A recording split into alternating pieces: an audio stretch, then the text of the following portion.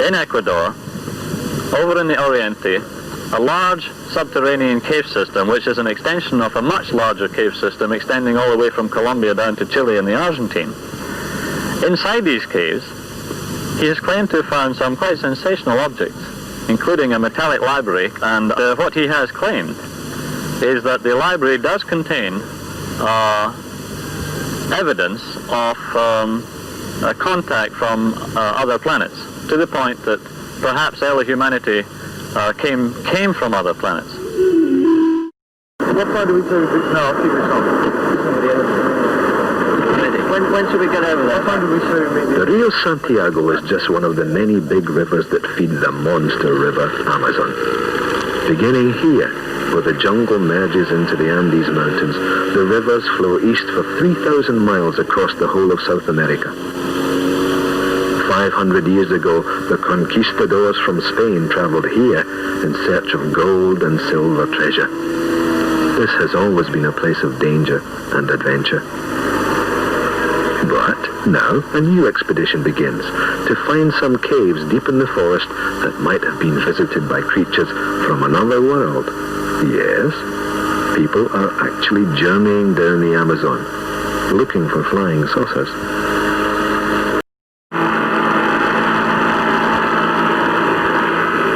The journey from base camp is upstream on the rain-swollen Santiago, following the route von Daniken mapped out in his book. It must be the only treasure map you can buy in Woolworths. You head for the point 3 degrees south of the equator, where the Santiago meets the Rio Cuangos. There, a jungle track should lead to the caves of Los Tayos.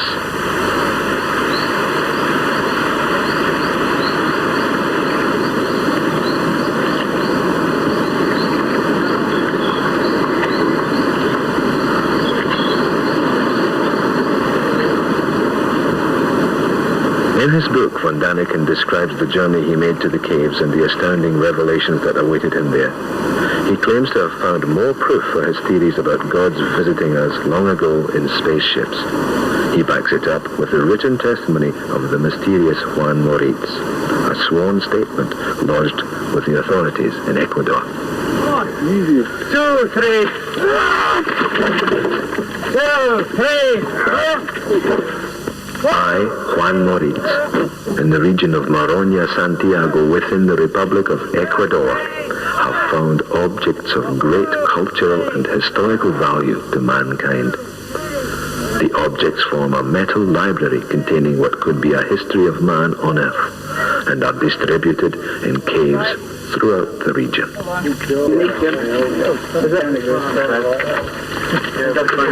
It took the armies of 2 countries to mount this expedition. When the thick rain clouds clear, they can ferry in the heavy supplies to keep 60 soldiers and scientists alive for 4 weeks. The funny thing is that most people on the trip aren't really concerned about von Daniken's theories. The scientists have other good reasons for being here, because this area is truly natural forest. And life on this planet is still being studied in traditional ways, even by the most modern scientists. On the planet itself, in fact, there are still huge areas which we hardly know anything about. And particularly this expedition with so many scientists participating in different fields. There's still a great deal to be learned, for instance, in this area. The tropical forest was the first home of man on this earth. But these claims of von Daniken add something completely new to the usual version of how we got here. It goes something like this. Thousands of years ago, our ancestors were visited by beings from another world. They dropped into the forest in their flying machines, just like this expedition.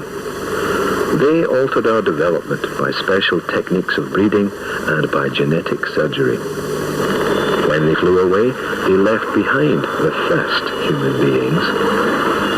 Those ancient visitors are the true missing link in our evolution, the real reason why we look for our gods in the skies.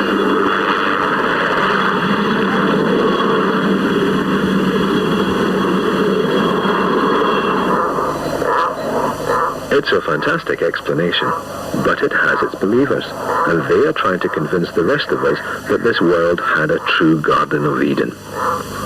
This jungle might seem a strange place to pick, but little bits of scientific fact help the theory along. Two of our main foods, maize and the potato, originated in these forests. That means a very long and advanced human presence here. Stanley Hall is searching out an old Catholic priest called Padre Crespi. He's one of the heroes of von Daniken's book. He says the old man has objects taken from the caves by local Indians over the years.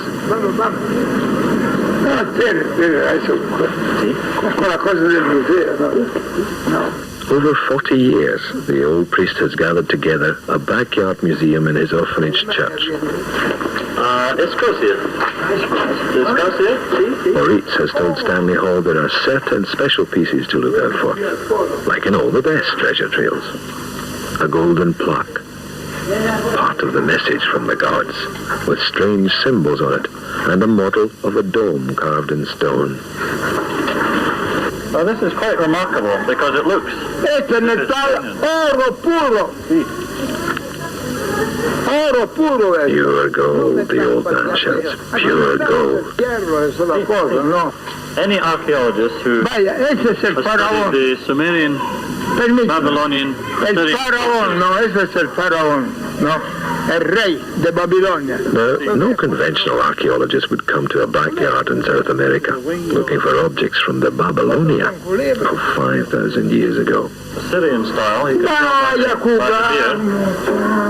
beer. Quiero la placa metálica. Esa es la placa. Otra placa. No. This shape. This shape. ¿Qué placa es? La placa with the hole in the center. La placa with the... Here. For Stanley Hall, this is the big moment. Here, and in the caves of Los Tayos, his faith in Juan Moritz will be put to the test. No. Ya cuando Cristóbal Colón había descubierto la América, ya no. Some of them are quite remarkable objects. Padre Crespi is like a wise man of old. The weight of so much knowledge seems to be driving him crazy. He raves about a biblical world of floods and disasters. Everywhere you turn in von Daniken's world, the line between fact and fiction seems harder to make out. This old priest is real enough, but what has he got to do with flying saucers? Esa está hecha ahora, esta. La cueva de los tallas entre los 200. ¿Dónde figurine? This is the dome von Daniken claims came from the caves. He says it proves ancient people knew all about modern engineering. No llegan ustedes, yo cruel. But old Padre Crespi isn't too interested in other people's The dome that theories. appeared in The Gold of the Gods book by Eric von Daniken. No, von Daniken nada. Nada. Von Daniken is nothing, he says, nada. Absolutely nobody.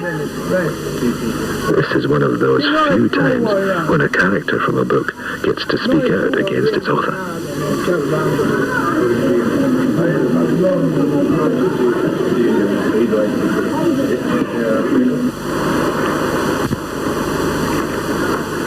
Back in the jungle, the caves have been found. They exist. And there's no doubt it's the right caves.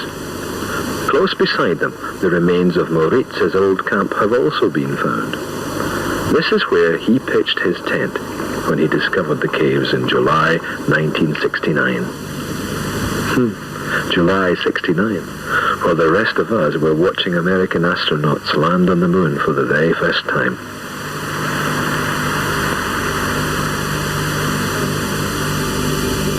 And the caves look big. Maybe even as big as promised. The expert caving team got the first look at this brand new underground world. The only way in is down the main shaft, a slow two-man dangle at the end of a wire cable. 14 feet a minute they descend, down a vertical shaft 160 feet deep.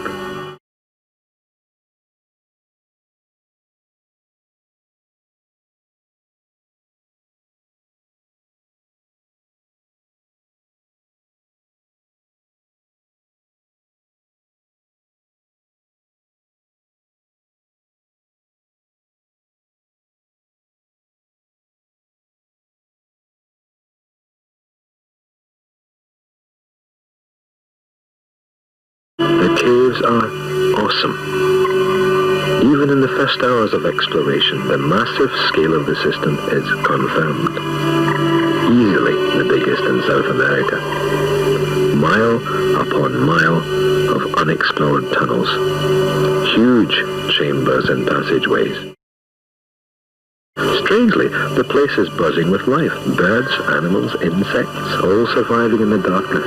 More than enough for the scientists, even without the mad claims of Juan Moritz and company ringing in their ears. Well, Juan Moritz's claims are that there are all sorts of artifacts, mostly made of gold, deposited in these caves by members of a lost interplanetary civilization who had arrived here on Earth in flying saucers, and they deposited a vast library of gold plaques with all their accumulated wisdom in this cave and other places, and then just shot off into the air in a flying saucer and let the rains come.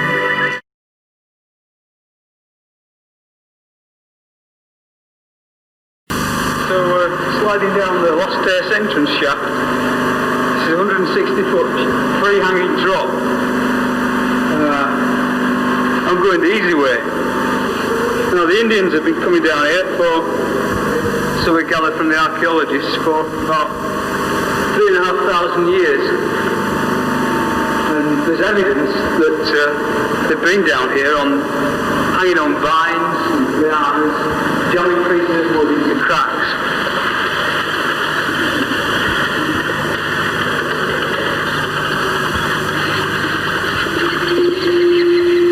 So we have some proof that there is a long human involvement with these caves. The Indians have been coming down here since before the time of Moses. Paths have led here through the forest for thousands of years. And there's more. The Indians here say that the first man on earth was made down in these caves. It was from here that he emerged into the light of day for the very first time.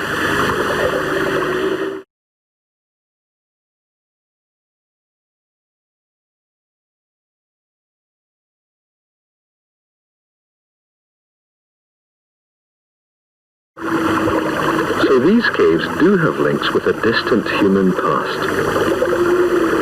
We can even identify the photographs von Daniken used in his book, the walls that he claimed were made by laser beams long ago.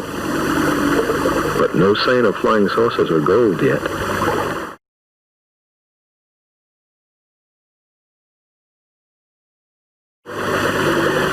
Moment. Walk at the up hill. Oh, yeah. We're getting more fellas. Do we have a torch here? We're burning up this light all the time. The mold, all complete. One second. Very, very, very interesting, very important. Like this one, I don't see. 25 years archaeologists, but like this one, I never see. A ring. A stone ring. To find anything down here is a joyful and exciting business. The cavers work fast and the archaeologists put their rule book to one side. In the excitement, even the languages get mixed up. Esto viene del mar Pacífico, del Océano Pacífico, desde acá. Hey! Yeah.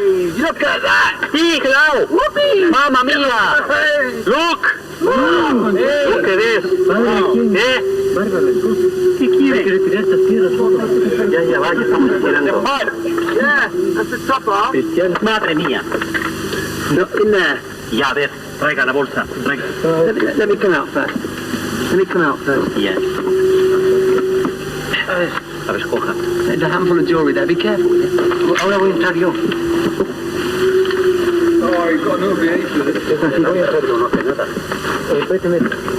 Esta con esta no se puede. What sort of jewellery was it? I don't know. Can I have a look? Because you can't really see it in there. Hold the bag, John. Some very tiny bits.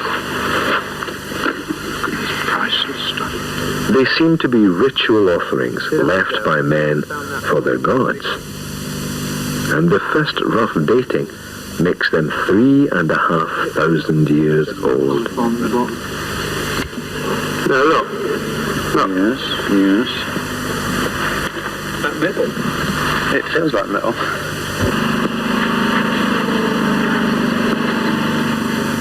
So, 1,500 years before the birth of Christ, the caves were already important enough to be a sacred offering place. And the men who made these objects and worshipped these old gods were men very much like ourselves, with their own civilization, and by then, even their own history.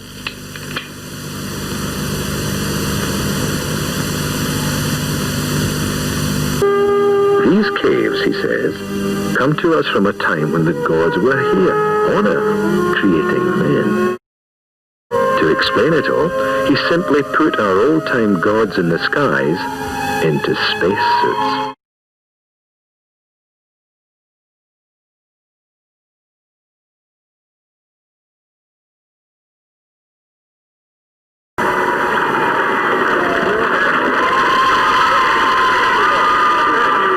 Neil Armstrong blasted off in his rocket ship and became the first man to stand on our moon. That was the real start to our space age. It's only a matter of time until men from Earth begin to inhabit the universe. That's the most exciting truth of all. 10 years after his voyage, he is still someone really special. He can't stop us turning his private visit to the caves into a regal occasion. There's a plaque that appears in Van Daniken's book. You can get some idea of the scale of it. No. This particular character here, I've noticed, appears on the cheek of Chief Mayambi, who is a military head of the Shuaras down near Las Cuevas de los Tayos. Oiga, Polinicio, Shuara, nothing. No. No hablar de Shuara. No. Father Crespi said, Babilonia, It is Egipto, Tierra del Fuego. La Shuara, otra película. Yo hice una gran película de los Shuara. Sí, padre. Pero 400 y más Sí. copias. Todos lo han querido a esa, ¿no? De Washington, ¿no? La reina de Uber estaba, insomma, fuera, pero la reina. Padre Crespi's collection is still much of a mystery. Conventional archaeologists won't risk their reputations to come here and make sense of it all. No one will date his objects or attempt to translate the writings, and that helps to keep the legend of Los Tayos more or less intact. Legends are elusive things, even face to face. If they weren't, they wouldn't be legends. Todo, libro de historia. It contains some history of a previous civilization. Wouldn't it be perfect if it was all written down for us? If those gods of ours had in fact left us all the answers, then we wouldn't need fancy theories and madmen and space-age fairy stories. And that's how the whole thing started. A few facts gleaned from modern science, a few wild suggestions offered as proven facts, and a world full of people desperate for something to believe in. The icing on the cake is the neat way that the Holy Bible is given a place of honor in the catalogue of proofs. It is claimed that in the Old Testament, Ezekiel, the prophet, was actually one of the first people to experience a close encounter of that famous third kind. Listen to this.